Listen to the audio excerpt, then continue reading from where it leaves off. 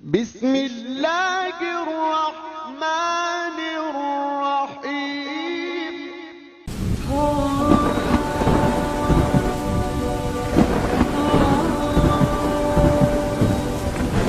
446 میں آ کر شیعوں کی حکومت کو ختم کیا طغرل بیگ سلجوکی نے۔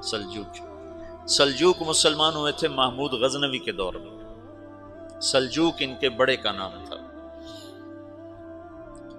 تو ایک دفعہ محمود غزنوی نے سلجوک سے پوچھا اگر مجھے تیری مدد کی ضرورت ہو تو کتنے آدمی پیش کر سکتے ہو؟ تو اس نے ایک تیر دیا، کہا یہ ایک تیر ہے میرا، کسی کو یہ تیر بھیج کر میرے علاقے میں بھیج دو تو چند گھنٹوں میں 1,00,000 تلواریں تیرا پہرا دینے کے لیے تیار ہوں، میرے پاس اتنی طاقت ہے۔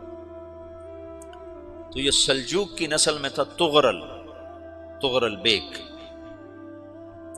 اللہ تعالیٰ نے جب عرب زوال کا شکار ہو گئے اور ضعف کا شکار ہو گئے، جیسے بڑھاپے کا کوئی علاج نہیں، جب قوموں پہ زوال آتا ہے تو اس کا بھی کوئی علاج نہیں، پھر اور قوم کو جگہ ملتی ہے۔ جیسے بڑھاپا ایک فرد پہ آتا ہے، ایسے بڑھاپا قوم پہ آتا ہے۔ قوم کا بڑھاپا جوانی میں نہیں لوٹ سکتا، جیسے فرد کا بڑھاپا جوانی کی طرف نہیں لوٹ سکتا، قوم کا بڑھاپا جوانی کی طرف نہیں لوٹ سکتا، کوئی علاج نہیں، نئی نسل کا آنا ہی علاج ہے۔ تو عرب دھل چکے تھے، 600 سال بہت ہوتے ہیں حکومت کو، اپنی صفات گم کر چکے تھے، اب نئے خون کی ضرورت تھی۔ طغرل بیگ پہلا شخص تھا جس نے آ کر اہل سنت والجماعت کو استحکام بخشا، شیعوں کی حکومت کو ختم کیا، بغداد سے، شام سے، ان سارے علاقوں سے۔ صلاح الدین ایوبی نے اسماعیلی شیعہ کی حکومت کو ختم کیا، مصر۔ العاضد ان کا آخری خلیفہ تھا۔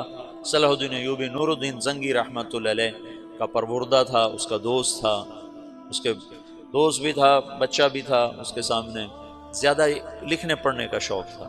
پھر اللہ تعالیٰ نے اس سے کام لیا اور اس کو مصر کا گورنر بنا کے بھیجا، مصر کی مدد کے لیے بھیجا۔ تو وہاں اس نے صلاح الدین ایوبی نے وہاں ختم کیا، طغرل بیگ نے یہاں ختم کیا۔ تو پھر سلجوک جو تھے نا یہ اقتدار میں آئے، ادھر ختم ہو گئی سلطنت بنو عباس کی، مصر ایک چھوٹی سی ترکوں کی سلطنت۔ تو اللہ تعالیٰ پھر مرکزیت کے لیے ایک نظام چلایا، دو لشکر آپس میں لڑ رہے ہیں ایک میدان میں، ایک جنگلی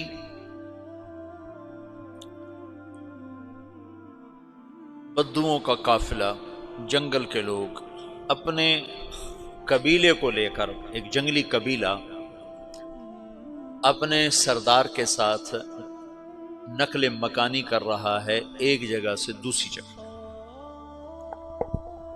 اللہ کا نظام کہ یہ لوگ چلتے چلتے چلتے اس وادی میں پہنچ گئے جہاں جنگ ہو رہی ہے، دو لشکر آپس میں لڑ رہے ہیں۔ جب یہ وہاں پہنچتے ہیں تو ایک لشکر کے قدم اکھڑ رہے ہیں اور دوسرا غالب آ رہا ہے۔ ان کو نہیں پتا شکست کھانے والے کون ہیں اور فتح پانے والے کون ہیں، ان کو نہیں پتا۔ اس جنگلی قبیلے کے سردار کا نام بھی طغرل ہے، طغرل۔ تو یہ سردار کہتا ہے جو شکست کھا رہے ہیں ان کی مدد کرو، کچھ پتہ نہیں کون ہے، کہتا جو شکست کھا رہے ہیں ان کی مدد کرو۔ تو 400 وحشی جنگلیوں نے فاتح لشکر کے پیچھے حملہ کر دیا۔ وہ تو ایک کافی ہوتا تھا، 400 دوڑ جب تلواریں پڑیں تو چند لمحوں میں نقشہ بدل گیا، بھاگنے والے جم گئے اور جمنے والے بھاگ پڑے۔ جب جنگ ختم ہوئی تو شکست خوردہ لشکر کے بادشاہ نے ان کو بلایا، اسے پوچھتا ہے مجھے جانتے ہو میں کون ہوں؟ کہا نہیں۔ کہا تو تم نے میری مدد کیوں کی؟ کہا انسانی ہمدردی کی وجہ سے، تمہیں شکست ہو رہی تھی اس لیے تمہاری مدد کی۔ اور اس نے اپنا تعارف کرایا، میں ہوں سلیمان سلجوقی ترکی کا بادشاہ۔ مسلمانوں کا لشکر تھا اور تاتاریوں سے شکست کھا رہا تھا، تاتاری فتح پا رہے تھے، مسلمان شکست کھا رہے تھے۔ تو وہ اللہ کی غیبی مدد بن کر آئے، تو وہ اس سے کہتا ہے میرے ساتھ رہنا پسند کرو گے؟ تم نے میرے اوپر احسان کیا ہے، میں اس کا بدلہ دینا چاہتا ہوں، میرے ساتھ رہنا پسند کرو گے؟ کہنے کا کر لوں گا۔ تو اس نے اس کو لے کر ترکی آیا، اور استنبول اس وقت روم کی حکومت میں تھا، اسے فتح کیا اس تغرل کے آگے چوتھے پانچویں پڑپوتے محمد فاتح نے۔ تو یہ استنبول ہے، یہ ترکی ہے، بیچ میں ایک چھوٹا سمندر ہے، یہاں ایک جاگیر ہے۔ تو سلطان سلیمان کہتا ہے یہ جاگیر تجھے وقف ہے، ادھر سے رومی مجھے تنگ کرتے ہیں حملے کر کر کے، تو میرا دفاع کرتے رہنا، یہ جاگیر تیری۔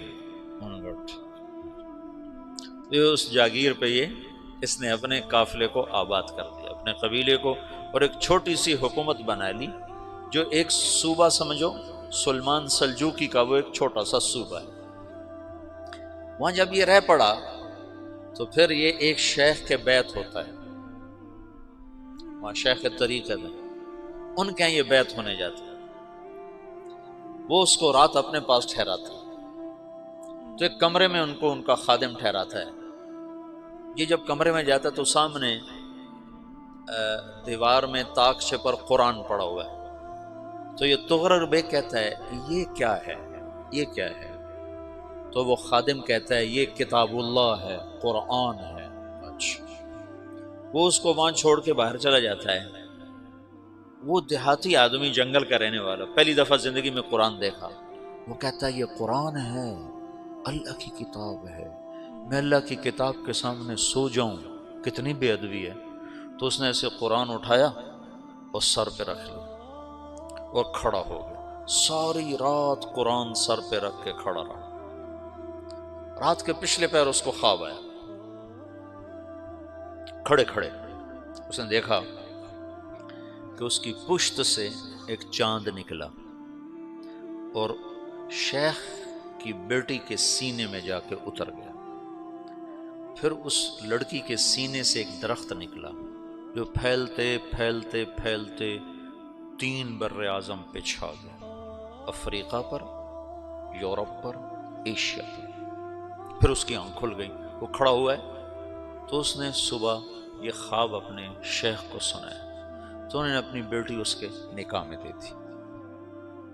اس بیٹی سے ایک بچہ پیدا ہوا، تغرل بیگ نے اس کا نام رکھا عثمان، عثمانی ترک نام سنا ہوا، جو میں نے کل بتایا تھا کہ 1924 میں وہ خلافت ختم ہوئی۔ تو ایک بیٹا پیدا ہوا عثمان۔ عثمان نے پھر ایک نئی اسلامی حکومت کی بنیاد رکھی جو 1924 تک چلتی رہی، کوئی 800 سال یہ حکومت چلی۔